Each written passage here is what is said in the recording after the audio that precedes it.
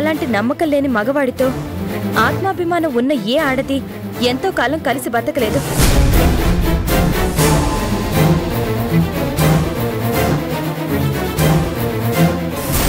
సహనం అనే చెలియల కట్ట తెగిపోతే తాళి అనే బంధం కూడా ఆడదాన్ని ఆపలేదు. తన దారి తను చూసుకోవాలనుకుంటుంది, తన కాళ్ళ మీద తను నిలబడాలనుకుంటుంది. మీ కూతురు కూడా అలాగే అనుకునుంటుంది. అది తప్పెలా అవుతుంది బాబాయ్ గారు? నువ్వు చెప్పిందంతా నిజమేనమ్మా, కానీ లోకం ఏమంటుంది? లోకానికి భయపడి మీ కూతురు అక్కడే ఉండిపోతే, ఆ రంపపు కోతను భరించలేక ఆత్మహత్య చేసుకుని చనిపోతే?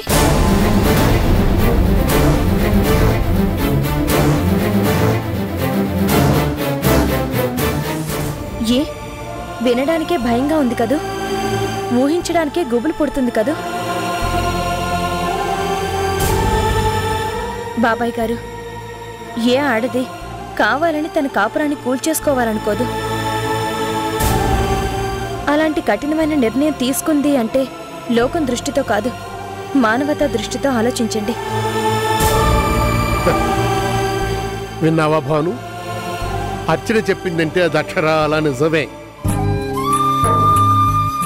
మగాళ్లగా నువ్వు నేను ఇంతసేపు నీ కూతురి కాపురం గురించి మాత్రమే ఆలోచించాం లోకం దృష్టితో. కానీ అర్చన మానవతా దృష్టితో నీ కూతురు బతకాలంటే ఏం చేయాలో చెప్పగానే చెప్పింది. అదేరా తేడా ఆడాళ్ళ ఆలోచనకి మగాళ్ళ ఆలోచనకి. అమ్మ అర్చన, చిన్నదానివైనా చక్కటి మాట చెప్పావు. ఇన్నాళ్ళు నా కూతురు పుట్టింట్లో ఉండిపోతే ఎలా అని ఆలోచించానే తప్ప అసలు ఈ లోకంలోనే లేకపోతే ఎలా అని ఆలోచించలేకపోయాను. ఎవరి రాత ఇలా రాసిపెట్టుంటే అలాగే జరుగుతుంది. జరగని దానిష్ట ప్రకారమే ఉండమంటాను. ఉంటాను రా హరి. మంచిది, పద. ఉంటానమ్మా. మంచిదండి.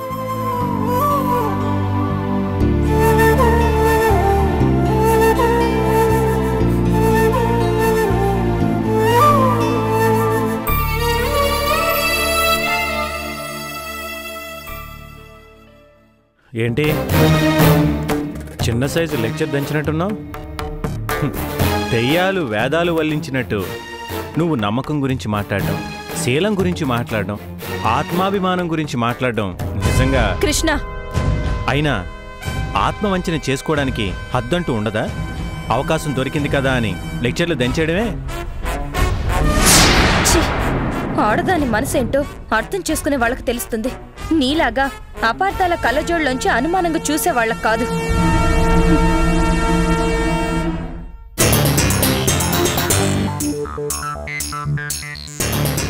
దాంతో ఏదో సీక్రెట్ గా మాట్లాడుతున్నావు? దాంతో నేనేంటి సీక్రెట్ గా మాట్లాడేది? చా, కింద అమ్మవాళ్ళ ముందు నీతులు చెప్తుంటే నువ్వు నీతులు చెప్పకచ్చనా? వినడానికి అసహ్యంగా ఉంటుందని చెప్తున్నాను. భరించలాక వెళ్ళి తలుపేసుకుంది.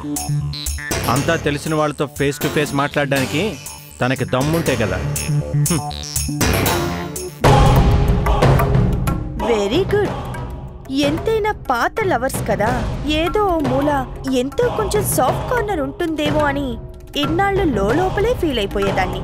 But no problem.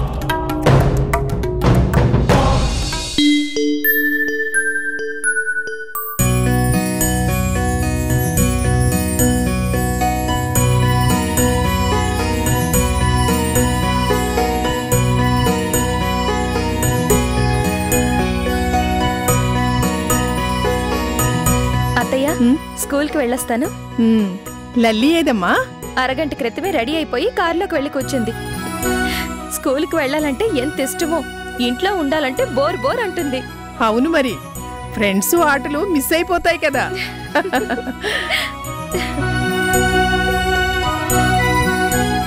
Archana, లల్లిని driver దింపుతాడు కదా, నువ్వెందుకు వెళ్ళడం? అత్తయ్య, నిన్నటితో నా లీవ్ అయిపోయింది. ఇవాల్టి నుంచి స్కూల్లో జాయిన్ అవ్వాలి. పెళ్ళయ్యాక కూడా నువ్వింకా టీచర్ ఉద్యోగం చేయడం అవసరమా చెప్పు? ఈ ఇంటి కోడలివి, సంతోషంగా సంసారాన్ని చక్కదిద్దుకుంటే చాలమ్మా. అత్తయ్య. అవునమ్మా, ఎందుకు చెప్తున్నానో అర్థం చేసుకో. ఇన్నాళ్ళు వేరు, ఇప్పుడు వేరు. నా మాట విని ఆ ఉద్యోగాన్ని మానేసే. ఇప్పటికిప్పుడు రిజైన్ చేస్తానంటే మర్యాదగా ఉండదు. పిల్లలు కూడా వేరే టీచర్ దొరక్క ఇబ్బంది పడతారు. వీలైనంత తొందరలో మా ప్రిన్సిపల్కి చెప్పి అప్పుడు మానేస్తాను. నువ్వు చెప్పింది కూడా నిజమే కదా. అలాగే వస్తానత్తయ్య.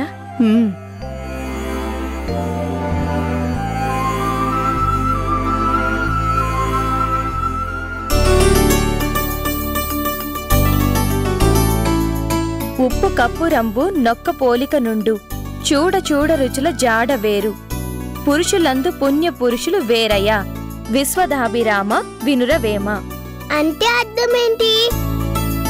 మీకందరికీ తెలుసు కదా, ఉప్పు కర్పూరం చూడ్డానికి ఒకేలా కనిపిస్తాయి, కానీ జాగ్రత్తగా పరిశీలిస్తే వాటి రుచులు గుణాలు వేరువేరుగా ఉంటాయి.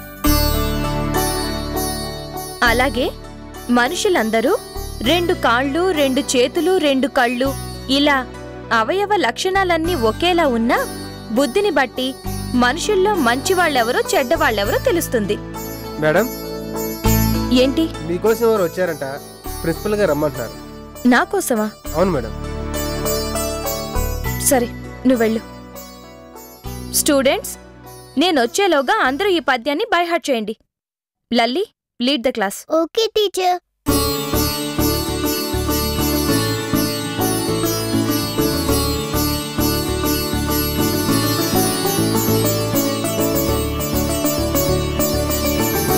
May come in madam.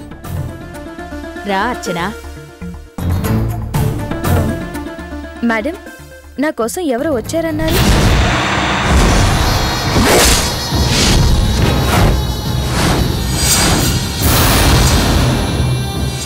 నీ కోసం వచ్చింది ఇతనే.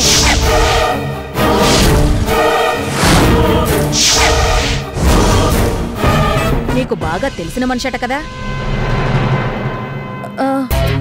అయితే త్వరగా మాట్లాడి పంపించేయి. అలాగే madam. Madam, thank you very much. No mention.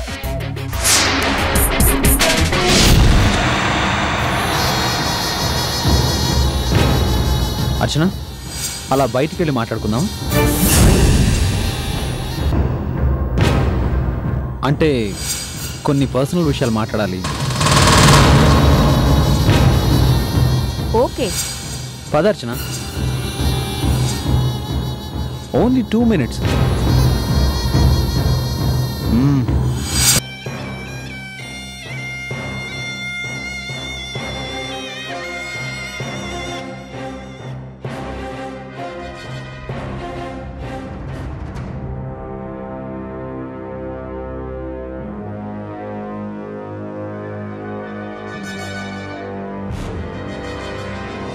ఎందుకొచ్చావు? ఎందుకిలా నా వెంట పడుతున్నా? ఇంకా ఏం చేయాలని? ఎందుకు? ఇష్టంతో, నీ మీద పిచ్చితో. ఆ మాట అనడానికి నీకు సిగ్గుగా లేదు?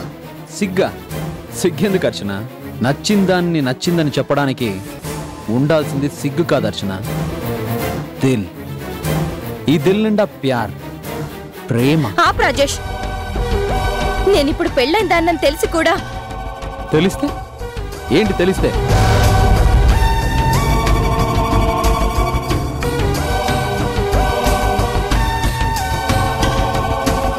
ఏంటి? తెలిస్తే అర్చన, ఆకాశంలో చందమామ ఉంటుంది. ఒకళ్ళు చూశారని ఇంకొకళ్ళు చూడకుండా ఉంటారా? ఆగ్రాలో తాజ్మహల్ ఉంటుంది. ఆ పాలరాతి కట్టడాన్ని ఒకళ్ళు తాకారని ఇంకొకళ్ళు తాక్కుండా ఉంటారా? Rajesh, don't talk rubbish. మన స్కూల్ మధ్యలో ఉన్నవన్న సంగతి మర్చిపోకు. స్కూల్ మధ్యలో ఉంటేనే నువ్వు అరవలేవు, గొడవ చేయలేవని తెలిసే వచ్చాను. రాజేష్, ప్లీజ్, ఎవరైనా చూస్తే అసహ్యంగా ఉంటుంది. మర్యాదగా వెళ్ళిపో. వెళ్ళిపోవడానికి కాదు అర్చన, వెతుక్కుంటూ వచ్చింది. దుర్మార్గుడా, నిన్ను మంచి స్నేహితుడివని నమ్మినందుకు ఆ సౌందర్యతో కలిసి నా ప్రేమని నాశనం చేశావు. ఓ మాయని మచ్చని కళంకాన్ని నాకు అంటగట్టి నువ్వు ఆ రాక్షసి విరగబడి నవ్వారు. నా దారిన నేను ఉన్న ఊరిని కూడా వదిలేసి ఇంత దూరం వచ్చి బతుకుతుంటే ఎందుకు ఇంకా నన్ను వెంటాడి వేధించుకు తింటున్నా? ఏ ద్రోహం చేశాను? ద్రోహం చేయలేదు, కానీ ప్రేమని పంచలేదుగా. నా మనసులో ఉన్న కోరికని తీర్చలేదు కదా. రాజేష్, అసహ్యంగా మాట్లాడుకో. నేనిప్పుడు ఇంకొకరి భార్యని. అయినా కూడా నా ఊహా సుందరవే. అర్చన, నేనేం చేసినా నీకోసమే చేశాను. నిన్ను పొందడానికే చేశాను. నిన్ను నా సొంతం చేసుకోవడానికే చేశాను. కానీ నువ్వు నా కర్మకు నన్ను వదిలేసి తుర్రున ఎగిరిపోయావు. ఎగిరిపోతే మాత్రం పట్టుకోలేననుకున్నావా? పట్టుకునేంత దగ్గరలోకి వచ్చేశాను కదా. రాజేష్, పిచ్చి పిచ్చిగా వాక్కు.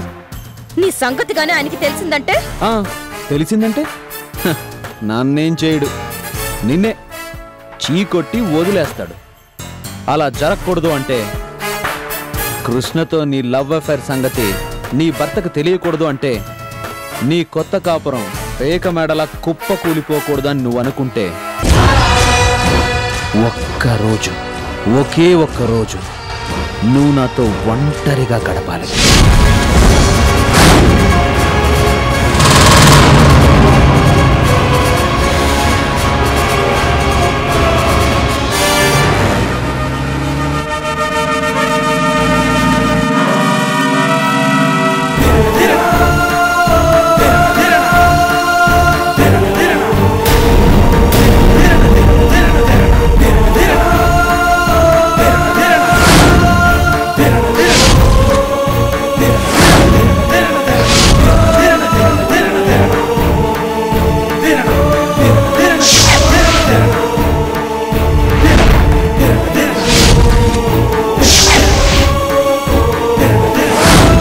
పెళ్ళయ్యాక కూడా రాస్కెల్ని సరాసరి స్కూల్ దగ్గరికి పిలిపించుకుందంటే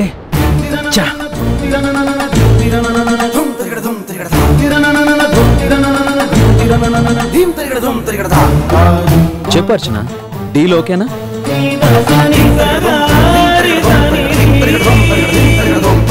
మాట్లాడవేం అర్చన? ఒకే ఒక్క రోజు చాలు. చచ్చే వరకు ఆ ఒక్క తృప్తి చాలు.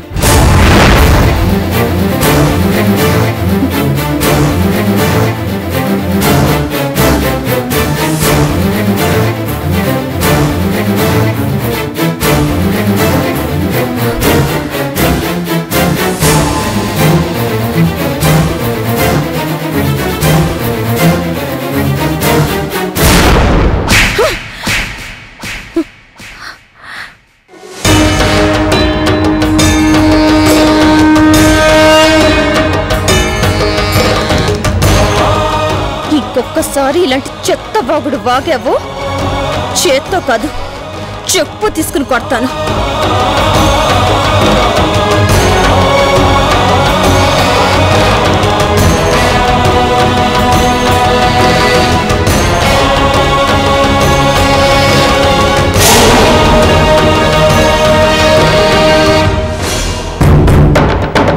అర్చన, నా చెంప మీద దెబ్బ కొట్టావు కదా, నేను నీ కాపురం మీద దెబ్బ కొట్టి నీ మొగుడు చేత నిన్ను మెడబట్టి నడి రోడ్డు మీద తోయించకపోతే నా పేరు రాజేషే కాదు.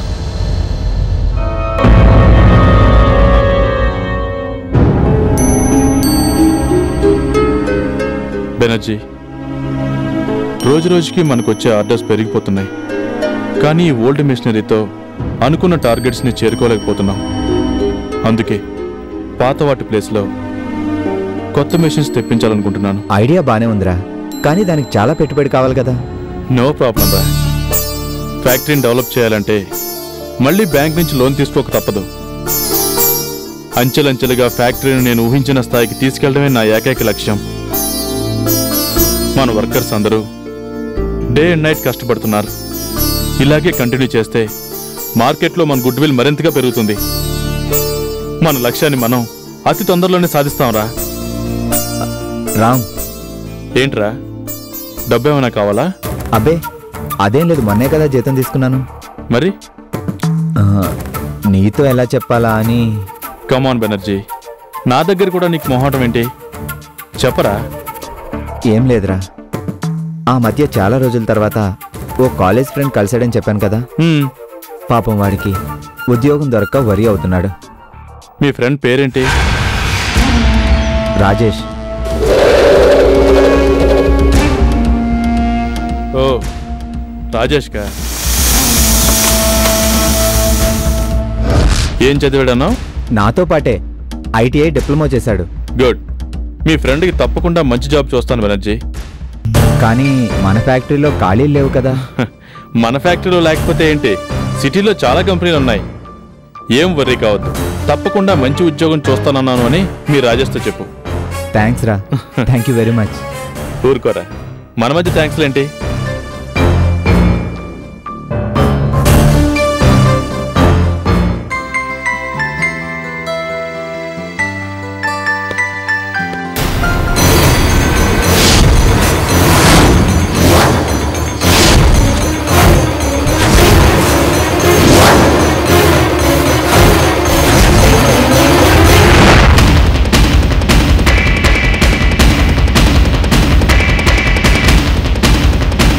ఇవాళ నీ స్కూల్లో నీ పక్కన నిలబడి నవ్వుతూ మాట్లాడుతున్నాడే, ఎవడవాడు?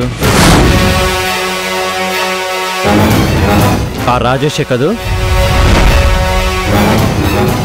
ఎందుకొచ్చాడు? మాట్లాడవే. మళ్ళీ మొదలు పెట్టారా, లేక వైజాగ్లో మొదలుపెట్టిన డ్రామాని హైదరాబాద్కు వచ్చాక కూడా కంటిన్యూ చేస్తున్నారా? కృష్ణ, ఏ నాకెలా తెలిసింది అనుకుంటున్నావా? లేక స్కూల్లో జరిగింది కదా, ఇంట్లో వాళ్ళకి ఎలా తెలుస్తుంది అనుకుంటున్నావా? అసహ్యంగా మాట్లాడుకో కృష్ణ.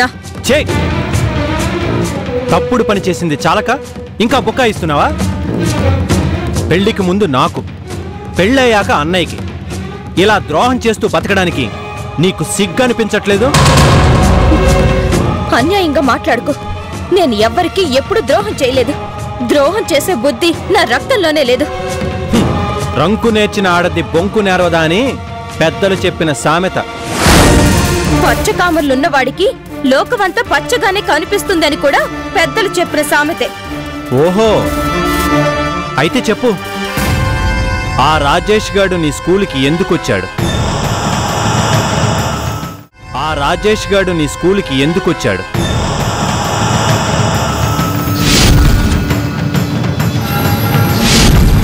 ఏ మాట్లాడవే. ఆ రాజేష్ గాడు మీ స్కూల్కి ఎందుకొచ్చాడు? పిల్లలకి పాఠాలు చెప్పడానికా, నీ చేత ప్రేమ పాఠాలు చెప్పించుకోవడానికా? నిజాలు తెలుసుకోకుండా నోటికొచ్చినట్టు మాట్లాడుకో. ఆ రోజు గెస్ట్ హౌస్లో అయినా, ఈ రోజు మీ స్కూల్లో అయినా నేను నా కళ్ళారా చూశాకే మాట్లాడుతున్నాను, చూసిన దాని గురించే మాట్లాడుతున్నాను. చూడు, నాణానికి ఒకవైపే చూసి అంతా నాకే తెలుసు అనుకుంటే అది పొరపాటు. ఆహా, నాణానికి రెండో వైపు ఏముందో తమరు చెప్పొచ్చుగా, విని తరిస్తాం. నీలాంటి వాడికి చెప్పి కూడా ప్రయోజనం లేదు. అయినా నీకు చెప్పాల్సిన అవసరం నాకు లేదు. నువ్వు ఏ ధైర్యంతో ఇదంతా చేస్తున్నావు నాకు తెలీదు, కానీ ఒక్కడి మాత్రం గుర్తుంచుకో, తప్పైనా నిప్పైనా ఎంతో కాలం బయటపడకుండా ఉండవు.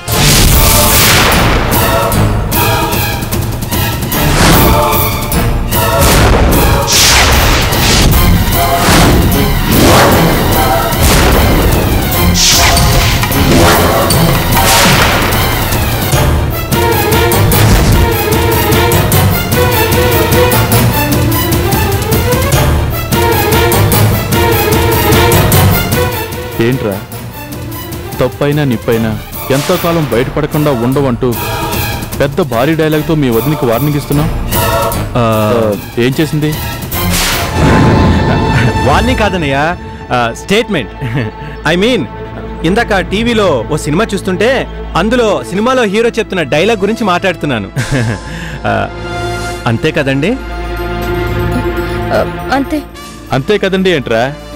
తను నీకు వదినా అండి అంటూ మర్యాద ఇవ్వక్కర్లేదు, వదిన అని చనువుగా పిలవచ్చు. అలాగే. అలాగే కాదు, ఏది నా ఎదురుగా చెప్పు. ఇందాక చెప్పావే సేమ్ డైలాగ్ ఏ సినిమాలోది? జీవితం. జీవితం అనే సినిమాలోది. జీవితం అనే సినిమాలో ఆ డైలాగ్ని ఇప్పుడు వదిన అంటూ చెప్పు. ఏవండి, ఏంటండి ఇది? చెప్పనే అర్చన, ఇలా క్లోజ్గా మాట్లాడుకుంటేనే మీ వదిన మరుదుల మధ్య కొత్త పోయి చనువు ఏర్పడేది. చెప్పరా.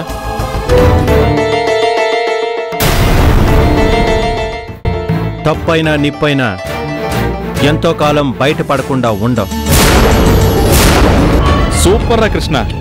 ఆ సినిమాలో హీరో ఈ డైలాగ్ని ఎలా చెప్పాడో నాకు తెలియదు గాని నువ్వు మాత్రం అదరగొట్టావు కదా అర్చన. అబ్బాబాబా, ఇప్పటిదాకా వాడు, ఇప్పుడు నువ్వునా? కృష్ణ ఎవరో పరాయివాడు కాదు, నా తమ్ముడు. అంటే నీకు మరిది. వదినా అని వాడు చనువుగా పిలిస్తే మరిది అని నువ్వు అభిమానంతో పలకరించాలి. ఏది ఒకసారి నా ఎదురుగా పిలు. ఏవండి? ఏం పర్వాలేదు, పిలు. మరిది గారు, మీరు చెప్పిన డైలాగ్ బాగుంది, నాకు ఎంతో నచ్చింది అని చెప్పు. చెప్పమంటే